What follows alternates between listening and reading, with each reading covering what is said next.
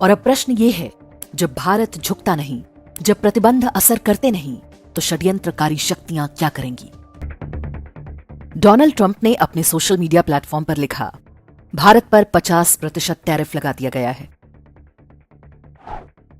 लेकिन आश्चर्य कि भारत घबराया नहीं। जब यूरोपियन यूनियन के साथ ऐसा ही हुआ था तो उसने विरोध किया था। जापान ने तत्काल बातचीत शुरू कर दी थी। चीन ने पलटवार करते हुए अमेरिकी सामानों पर शुल्क कई गुना कर दिया था। लेकिन भारत बिल्कुल शांत, कोई अफरा तफरी नहीं, रातों रात वॉशिंगटन जाने वाली कोई फ्लाइट नहीं, कोई आपातकालीन बैठकें नहीं।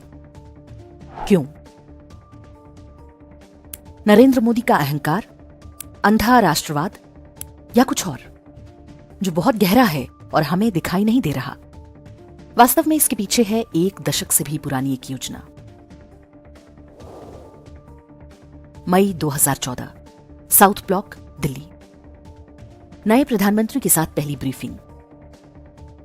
एक महत्वपूर्ण अधिकारी ने बोलना आरंभ किया, सर, अगर भारत को भविष्य में महाशक्ति बनना है तो अमेरिका का दबाव झेलने के लिए तैयार रहना होगा। ट्रेड, टेक्नोलॉजी, तेल, सब पर दबाव आएगा। हमारा असली दुश्मन चीन, अमेरिका या कोई देश नहीं। हमारा असली दुश्मन है अन्य देशों पर हमारी निर्भरता।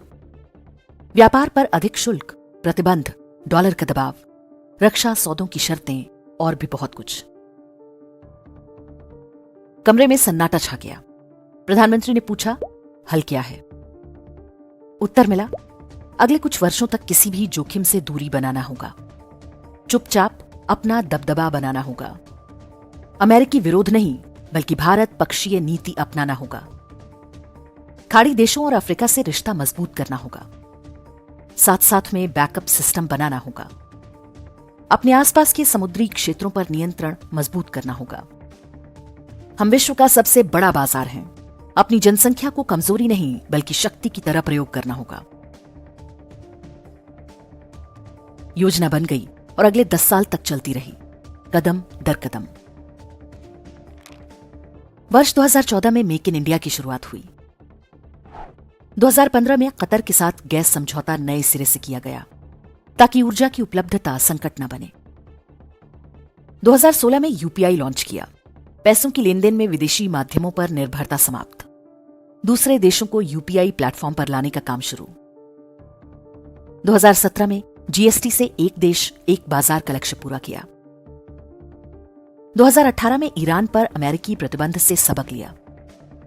भारत को वित्तीय रूप से सुरक्षित बनाने की रणनीति पर तेजी से काम शुरू हो गया।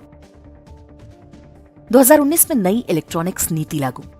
अब केवल असेंबलिंग नहीं करना है, तैयार प्रोडक्ट और पार्ट्स भी बनाना है। 2020 में प्रोडक्शन लिंक्ड इंसेंटिव या पीएलआई योजना शुरू, ताकि कंपनियां भारत में मैन्युफैक्चरिंग करें।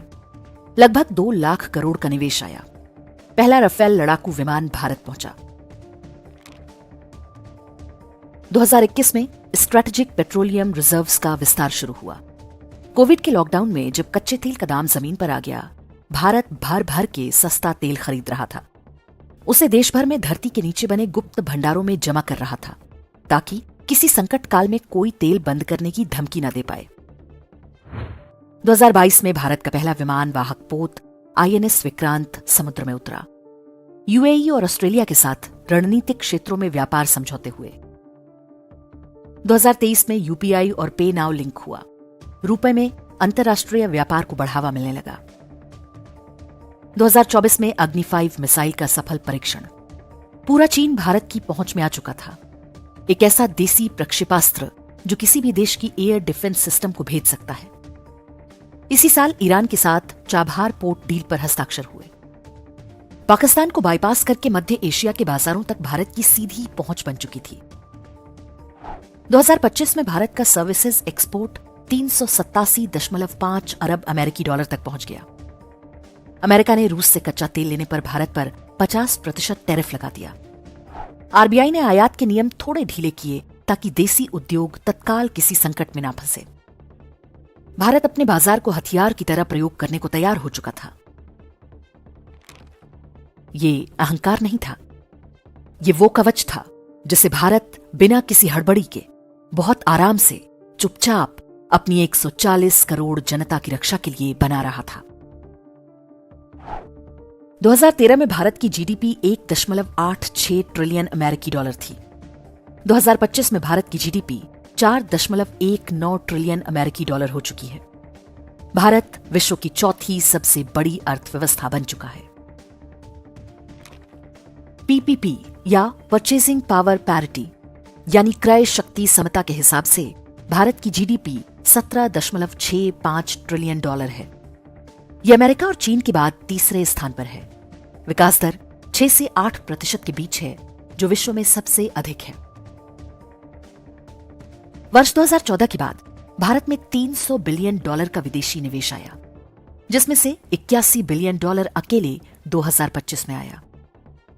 गरीबों की संख्या पहले की तुलना में आधी हो चुकी है। अर्थव्यवस्था स्थिर है। निवेशकों का भरोसा लगातार बना हुआ है। यह यात्रा इतनी भी सरल नहीं थी। एक भारतीय के रूप में हम सब ने इस लक्ष्य तक पहुंचने की कुछ न कुछ कीमत अवश्य दी है। पेट्रोल, डीजल समेत कई वस्तुओं और सेवाओं के लिए अधिक मूल्य चुकाना पड़ा, बहुत टैक्स देना पड़ा, लेकिन वो सब जिसके लिए था वो यही है। और अब अमेरिका परेशान है। बात डोनाल्ड ट्रंप की नहीं, कोई भी राष्ट्रपति होता वो इसी तरह व्यवहार करता। अमेरिका और पश्चिमी ईसाई शक्तियां बेचैन हैं कि अब भारत में उनका कोई गुलाम गवर्नर नहीं बैठा है। अब यहां उनकी डोरियों से बंधी कठपुतलियां नहीं हैं। रही बात टैरिफ की, अब भारत एक योद्धा की तरह है, जिसके हाथों में शस्त्र और शरीर पर कवच है।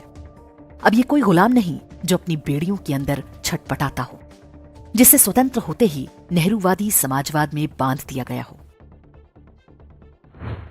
अब हम सहज दिखते हैं। अब हम घुसपैठियों से अपनी धरती की रक्षा करते हैं, अपने समुद्रों की रखवाली करते हैं, चोरी से हमारे आसमान में घुसने वालों को धरती पर उतार देने की शक्ति रखते हैं। और हमारी आर्थिक शक्ति अब किसी औपनिवेशिक शक्ति द्वारा मिलने वाले दान की मोहताज नहीं। हां, मोदी को इस सब का श्रेय नहीं मिलेगा। उनकी आलोचना होगी, उनका उपहास किया जाएगा। लेकिन बीत चुका वो कालखंड, उस कालखंड के कष्ट, वो सब उस भट्ठी की अग्नि थी जिसमें तपकर हमारी हजारों वर्ष पुरानी सभ्यता और भी निखर कर सामने आई है। मोदी तो निमित्त मात्र थे। और अब प्रश्न ये है, जब भारत झुकता नहीं, जब प्रतिबंध असर करते नहीं, तो षड्यंत्रकारी शक्तियां क्या करेंगी? क्या वे चुपचाप तमाशा देखेंगी? क्या वे प्रतिघात नहीं करेंगी? क्या वे हमें फिर से भ्रमित करने का प्रयास नहीं करेंगी? सोचिए और सतर्क रहिए। आने वाला समय और भी अधिक चुनौतियों वाला होगा।